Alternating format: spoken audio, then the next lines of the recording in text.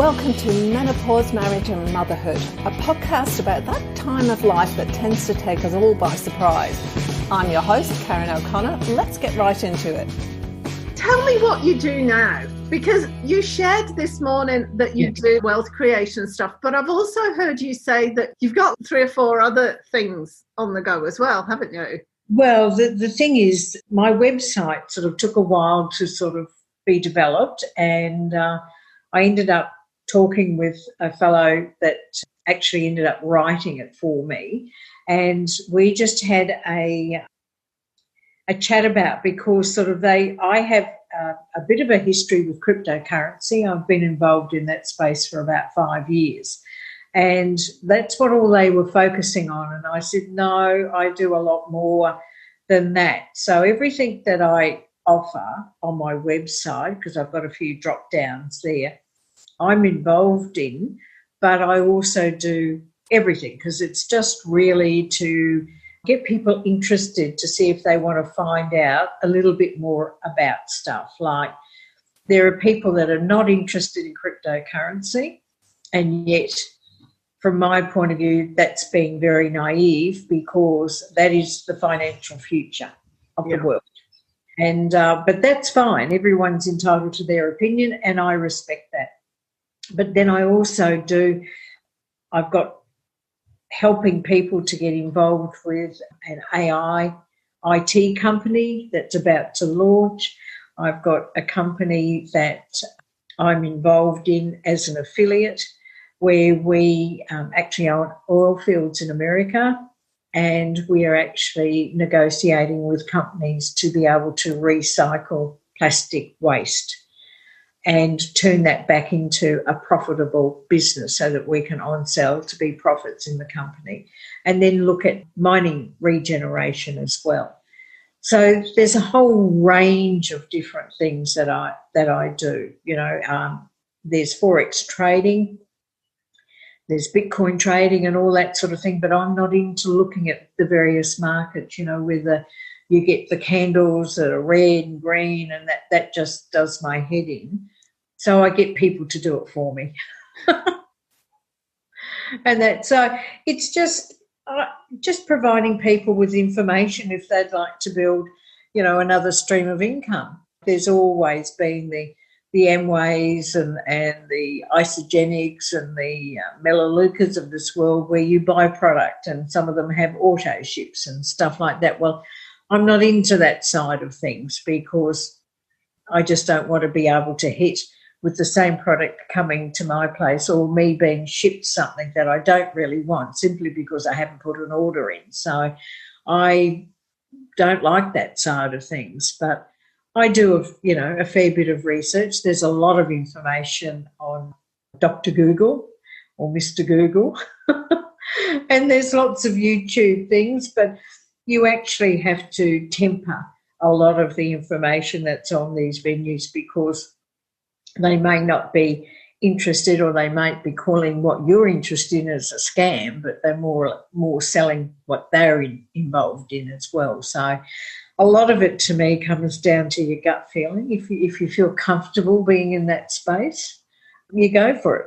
Do your own investigation, or I can put them in contact with people that are very experienced in those areas. It's a bit of an open book, so people can do what they want to do. If they don't want to do it, that's good too. Which is one of the things I like about you, because you do leave the choice there. It's not just, oh, here's what I'm selling, off you go. You are quite open to going, this is what I do. If you're interested, I'm here. You can talk to me. Yeah. And I like that way of doing business, because it just leaves you really free to follow your own path and figure out whether it's right for you or not. Yeah, it's just what people are comfortable with. And I always say, like I'm not a financial advisor. I'm an information provider. And I always temper it with, do your own research and never invest more than what you can afford to lose. There are scams out there. People that I've talked to, there was one some years ago that just about everyone I talked to was involved in. And it was great when it was happening, and it wasn't so good when it didn't happen. And a lot of people lost a lot of money. I was lucky. I didn't go down that stream, but the people that introduced me to their business were the nicest couple that you'd ever want to meet, and they had quite a big team of them, and some of their team lost money out of it all, and people want to play the blame game. And I think, well, I'm a big girl. I can make my own decisions. You know, if it happens, it happens. If it doesn't, it doesn't. I don't hold it against it because I take responsibility for my own decisions. Tell me how you ended up here doing this now. What's your background? Yeah. Okay. I was involved. I came to the Gold Coast in 2010 to get married, and I got into the networking side of things through my job when I first moved down here in real estate. And I met a gentleman that said, you know, he was in the cryptocurrency space, and I thought, oh, yeah, well, let's go and have a look, and went along, and that's how it started. And sort of, you know, you build your network of people doing certain things and different things, you know. So that's basically how it started. I met a guy at a networking function, and it's built from there. So you were a real estate agent before you started doing this? How long were you doing that for? 20 years. Okay. Where was that? I started in Brisbane in 2000 because I've only just given away my real estate certificate in June this year. So I started there under what we called the Genman system, and it was a system that had a one-sided view of real estate, and I just felt that there was more. And then I had a couple of years in Brisbane, then I moved to Hervey Bay for a couple of years, and that was good. I made sort of good money up there, but it was a bit of a small town feel for me. You'd run into your clients wherever you went. But I had family up there, and I had my elderly mum living with me at the time, so it was a good support network there. Came back down to Brisbane, and I was a born and bred Wynnum girl, and so I came back into real estate in that area. And then just basically when I moved to the Gold Coast to get married, as I said, for the first time, and my husband said to me, he said, oh, Heather, you can retire. And I thought, you beauty. But after a while, you just get bored. So I went back into real estate because, you know, when you're in your late 50s and that, you don't have a lot of options, shall we say. And principals of real estate officers don't really care how many salespeople they have on their books because they'll always make their cut. So that's just the way it worked. And then when I turned 65, I just sort of basically took a step back. If I had sort of a listing that came on board, I used to do it through the office that I worked for. And then now I just, as I said, I'm so much more busier now than when I was working full time, supposedly. So, yeah, it's all good fun. So you're busy doing what? What is it you actually do? Well, it's just getting the contacts sort of through the networking groups that I do. I am sort of moving into a support role with the networking group that I met you at. And so I basically go around to most of the networking groups that we have on the Gold Coast. So that takes in my time. And then from there, I work on sending out information to people that have asked me about what I do. And then, so in terms of income, how do you get your income? Where does your income come from? Well, the income comes from, and I don't take a lot of income out of what I'm doing, but it comes out of being paid commissions on affiliate programs. Right. It comes out from profits made with the trading that I do, whether it's in the Forex sphere. The AI IT company that I'm involved in, I'm just building a team there. Once it launches, there is the possibility of huge returns from commissions in the IT space from this company. And what we're doing there, it's a very low fee to get involved in, like $97 US. If it ends up not being your cup of tea, it's a once-off fee. They'll give you your money back. So tell me more about that. What is it? Because that sounds fascinating. Like, I really struggle, I've got to say. Yeah. Anything to do with the stock market just makes me go cross-eyed. Yeah. I can get half a sentence in and I'm just like, whatever. Yeah. You know, you could be talking about like nuclear physics. I'm way better at nuclear physics than I am about Forex or the stock market. Yep. So okay. This company, it's a two-part company. There's the company called Go Founders, and that is the company to get you a foundation position in On Passive. Now, there's a lot of information out there that says it's a scam, and that's because the owner and CEO of On Passive has kept very quiet about the products that On Passive will sell, and that's simply because it's a business decision. There are other IT companies out there that are looking at wanting a piece of the action, and he's keeping it very quiet. And when people do background checks on as a scam, if you're not selling a product, they still think it's a scam. But stepping back from that, the Go Founders is to get your foundation position in the On Passive organisation. Once On Passive launches, there will be no more Go Founders. There will be no more foundation positions offered by the company. You can buy the products from the company. We can even sell them as being foundation members, and we share in the commissions. Now, they will do their own marketing campaigns, and they've done a test of one of the markets that they want to attract, and they've had phenomenal response. So the projections there, and I'm more of a conservative one, but if the projections are with what they say we will get, they're just stunning, absolutely stunning. So it's just me providing information to people, and my big thing is I've had somebody say to me, I'd put that money through the pokies in one night. Like $97 US, and if you pay by credit card, there's a $5 fee, so you're looking at $150 Australian.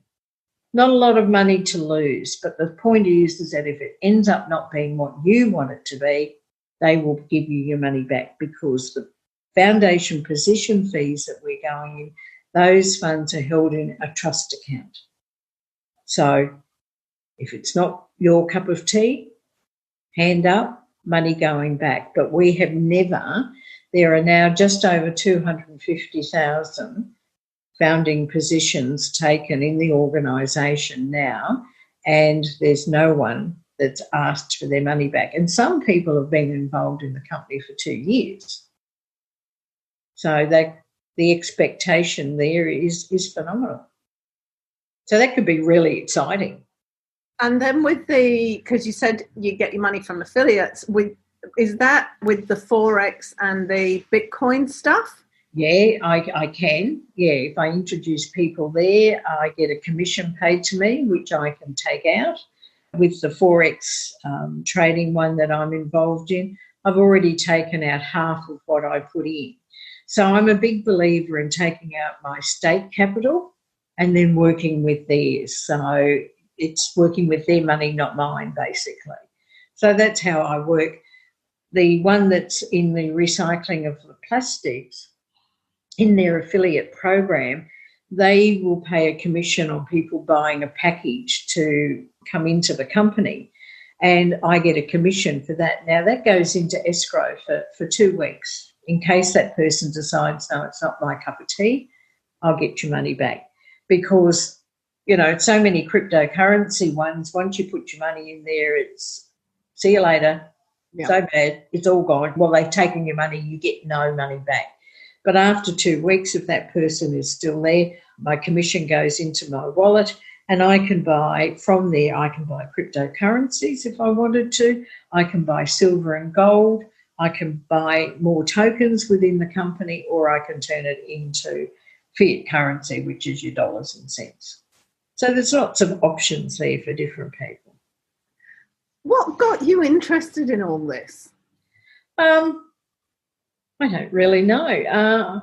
I was just fascinated about sort of, you know, learning, I suppose, about cryptocurrencies and businesses, sort of like a great thing about the one that's doing the recycling of the plastics, the CEOs of the business, there's a company that's the mother company, if you like. I've met the CEO there. He's an Australian. And then I've met the CEO of the store token, as we'll call it, for want of another word. He's an American. They were here on the Gold Coast in August last year, and I was very fortunate to be able to, I was invited along to actually meet them.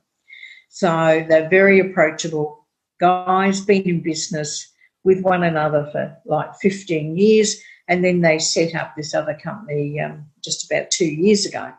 With our lovely COVID restrictions, it slowed down a little bit on the travel side of things that they can do to go around and build get the contracts for the recycling of the plastics, because we see that as a resource and not a waste product. So that's a lot of things there. They offer it. There's lots of webinars. I've been known to get up at 2:00 in the morning to listen to them. Doesn't happen very often. But, so it gets you up to date, like the Go Founders on Passive. There are so many webinars, like you can spend so much time doing your own research. And as I say, the guys from Store and Utopian Global, which is the parent company, they're doing webinars and that. So you've got information there. They're a very open book. If you want to email them with something, that's fine. I've got an upline that I can talk to about different things. So, between us all, we help one another, basically. So is it a network marketing or is it affiliates? That's an affiliate program. Some of them would be considered as network marketing, but, network marketing used to have a very bad name, but it's changed. And, your pyramid schemes and all of those things, it's like anything else around. You will have a few people that do the wrong thing that basically bugger it up for everyone else. And that's so, it's a matter of just feeling comfortable with what you want to do. And that I'm Amway, I've been an Amway too, but I buy their product more than anything else, because with the background to that company, the ones that are making a lot of money out of Amway were the people that were involved with Amway in the early days, and they were taken to launch Amway in other countries. Well, that's already happened, so it's a bit difficult to build a team of people because, the products aren't cheap. Melaleuca products and stuff like that, they're not all cheap, but, they are damn good products. I'm not sort of any contradiction about there. It's just not my cup of tea to do working on my business that way. Can you just explain the difference between network marketing and affiliate marketing? Because I didn't ask before, because I know what affiliate marketing is, but a lot of people won't have heard. Yeah, okay. Affiliate marketing is where you're paid a commission by introducing people to the business. And network marketing, it's a bit hard. I don't really have a classic description on that sort of thing. Like network marketing is building teams and affiliate marketing is being paid commissions. So that's how I would sort of see it. Like with the Go Founders and on Passive side, I'm not making any money by building a team. However, where the money comes in is that once the company launches and the teams are building underneath me and they are receiving commissions, and then I will receive commissions from them. That's interesting. So at the moment, that's an affiliate. So you get paid a commission on new people, but once it launches, then it becomes a network marketing? No, it's what it is. The company Store is an affiliate program. That's where I get paid a commission by introducing people that buy a package. And there are certain packages that they purchase, and I get a percentage of that package paid to me. With Go Passive, people just pay their once-off fee. I don't receive any funds from that. But from there, what people do, if they build a team under themselves, and once on Passive launches with their products, and they sell their products, or you can use the products yourself, you will be paid a commission Right. from that. So that's how they build it. And it's actually the way that they've done it. There's about 90, they say that the stats are 97% of people that are doing network marketing building teams really go nowhere. But on passive, using artificial intelligence and their marketing side of things helps you build the teams under you. So you can just come in, pay your money and leave it at that. Like I've taken positions for family members that they don't know about. And if something happens and the money is good that comes in, the commission's paid, it will help family members that have got kids with disabilities and things like that. So I think it really, to me, it's having a bit of a heart. And if you've got the opportunity to be able to provide family members with help for a minimal fee, why not do it? And it's a money-back guarantee as well. So you started real estate 20 years ago. What were you doing before then? I was working in the travel industry. Oh, were you? Yeah, I worked for a wholesale company called Venture Holidays for about 13, 14 years there.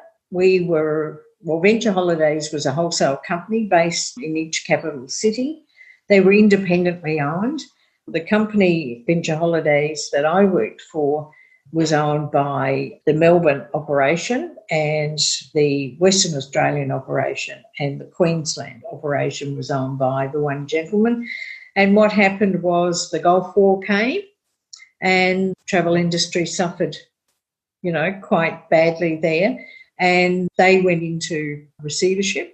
So that was a lovely experience. You're sitting in the office and the receivers come in. Hello, we're here. There's the door. But then because of my wholesale experience, I went to work with Creative Tours at the time, which was another wholesale company doing a similar product. And then the Venture Holidays New South Wales owner reopened and bought the other 3 offices. So I came back as the reservation supervisor there and worked for that for a long time. They were a great company to work for. In between time, they also had an arm where they represented a number of international businesses like Tout Tours and Holland America Line and all that sort of thing. So I did some rep work for them in that regard as well. So, yeah, I love my travel. I still love my travel. I'm a bit sort of shell-shocked now. We were supposed to be in Bali in July and that didn't happen. So, because I can have my bags packed in about half an hour and see you later, So I just love it. I remember my mum saying to me, because I was the only girl in the family, but she said, "Why do you like travel, Heather?" And I said, "Because I can do it." And, it was sort of funny because, she's very much old school when she was around and, of course, they didn't do those things in those days. So I was a bit of I think I was probably the rebel in the family with suffering with foot and mouth disease, always very opinionated and all that. But, that's just the way it was. So, yeah, there was travel industry there. And I always had an interest in real estate. So I thought, well, I'd give that a go. And I had to actually go in for some major surgery in 2000. And I rang the boss up in Sydney and said, "I've just got a couple of things to tell you. I've got to go in for major surgery in a couple of days' time and I'm resigning." So I went in, had my major surgery and then went into real estate, having to study and all of that. That was a fun time. So that was 20 years. But I'm very happy to call myself an ex-real estate agent now. I don't need the shit that's put on them, And then prior to that, I was a government employee. I started out in the PMG department in those days, and then they split to Telecom Australia and Australia Post, and I took the telecom stream. And then as after that, I went and did my travel course, and then I was able to get into the industry pretty quickly. So I've been very lucky in that regard. I always had a job. And when you're by yourself, you know, you've had to support yourself. And working in real estate, working under commissions, it can be challenging. But yeah, I survived. There's a couple of different directions I want to go off here now, because I'm quite intrigued, because you did go from a fairly predictable, safe job in the travel industry into real estate, which is commission only. Yeah, most of it was, yeah. When I first started working under the German system, you were paid a wage, but once I went to Harvey Bay and I worked for Rain and Horn, and that I started on commission only. You did that when you weren't a young woman at the time. No. You just took the plunge. Why was that? Why did you do that? I had, as I said, I'd always had an interest in real estate, and I think it was time for a change. The travel industry, as much as I loved it, I just felt I needed to have another challenge in my life, I suppose. I just go with the flow a lot of the times, and half the time it's sort of like I can't really place why I've made those decisions. It's a bit like if you're taking a tablet that the doctor gave you and you can say, oh, yes, that's why I'm getting headaches now. It's because I'm taking that tablet. And I don't ever relate anything like that to anything that I do. So, yeah, it's just finding an interest and a new challenge. And, yeah. It's funny, isn't it? Because I was reading a book the other day, and the author was saying that she was moving with her 2 young children, to be fair, from the UK to the Middle East. Yeah. And she gave herself 18 months to move and get everything ready and whatever. When we came over here, what happened was on the Monday, I got made redundant. Our thing was downsized. On the Wednesday, our visas for Australia got approved. And on the Friday, John's contract finished. That was in the space of 1 week. So I moved to Australia 3 weeks later. We just packed up, sold up, said goodbye and left. And so I can't imagine taking a really long time to make a decision. It was just like, oh, well, yeah, no job. He's got no job. There's the visas. Let's go. It's like when I was getting married, and as I said, I got married in 2010 for the first time. I was 57. I'd never married before. It took me 2 weeks to organise the wedding, and I can't understand. You get these girls that sort of plan it for 2 years, and I'm thinking, and they're stressed to the pits, and I'm thinking, oh, God, it was just hilarious. And we were actually on the 4 Weddings reality show, and our tagline is that I allowed Greg's other woman to attend the wedding, and his other woman was his crane, his mobile crane, that he'd had a relationship with for 22 years. So we got married at the little chapel in Palmer Woods Golf Course, where it used to be called Robina Woods, so the little chapel there. So we had Greg's crane and 3 of her sisters. So we had 4 cranes, mobile cranes, with their arms up, and we walked through that into the church. And people would say, oh, what are you doing that for? I said, oh, who cares? I'm too old to worry about these sorts of things. And the film crew at the reception, we often had a break because they thought, okay, they're in their late 50s. This is going to be a pretty staid wedding. Well, when they came back upstairs, I had a mate that was doing somersaults on the dance floor, and it was just going off. And we just had the best time. And it just went so quickly. But I thought, I just can't stress about those sorts of things. I had a friend once, they found a lump in my breast. And this friend of mine was just panicking. And I said, what are you doing that for? And she said, well, I said, if there's a problem, then I can panic.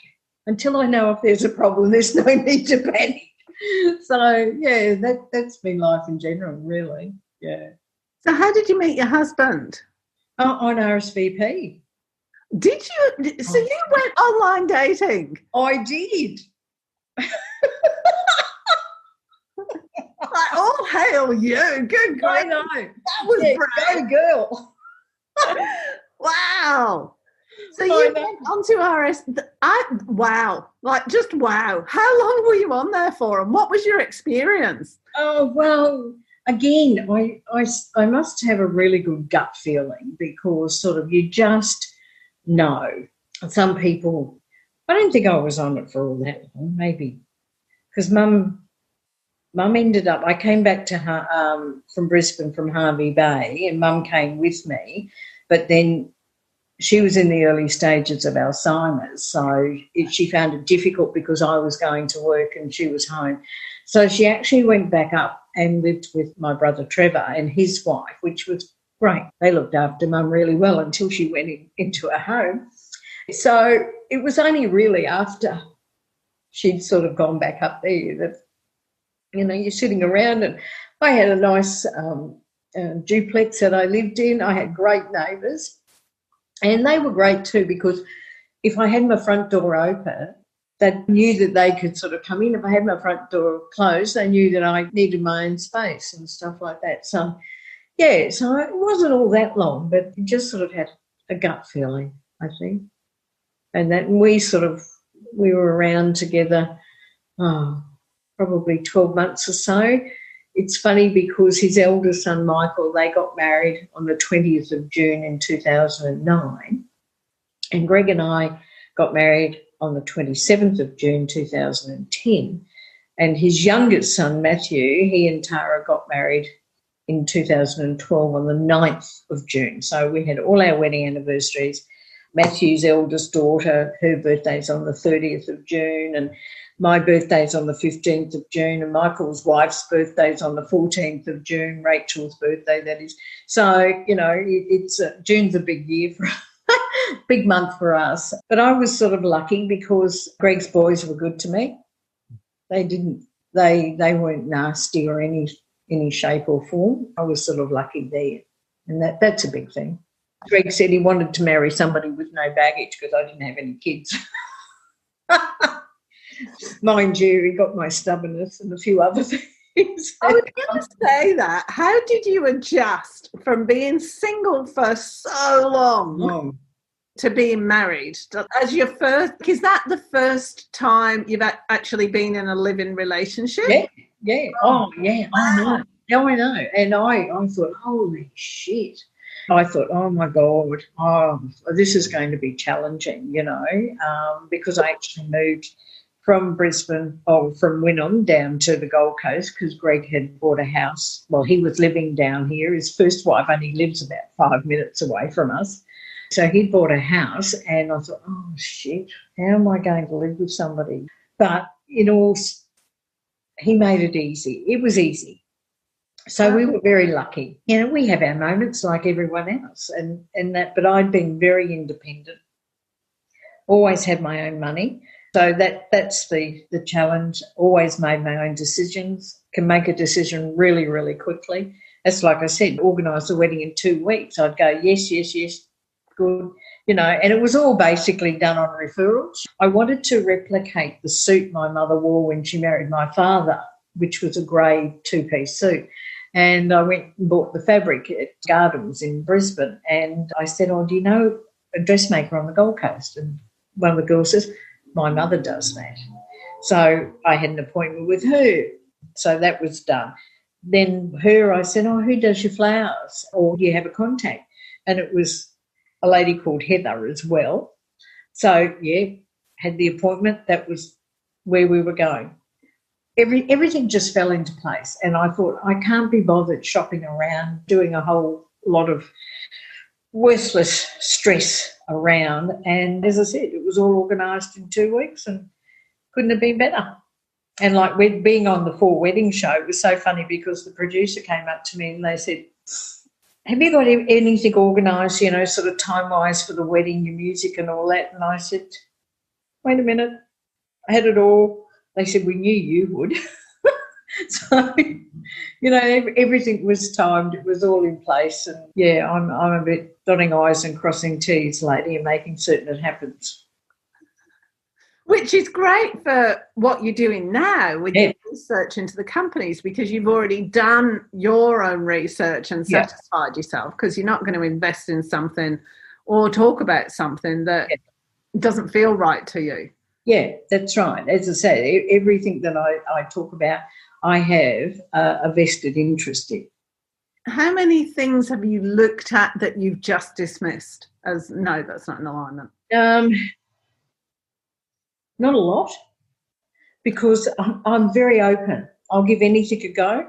I'll dabble in something with a small amount and then sort of I'll see how it goes. I might watch it for a few months and then put a little bit more in.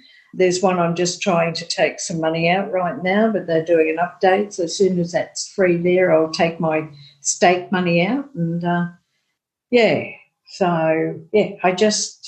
I'm open to all things because, as I say, like Warren Buffett said, nothing's more expensive than a closed mind.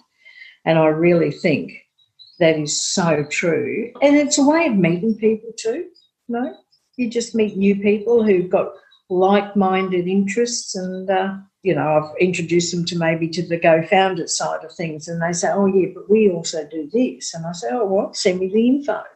So it's a sharing of things, learning new things, and not everything's been so successful, but I haven't lost a lot of money, and I have lost some money, but it's never been huge because I'd never put the house or superannuation or anything that to stake.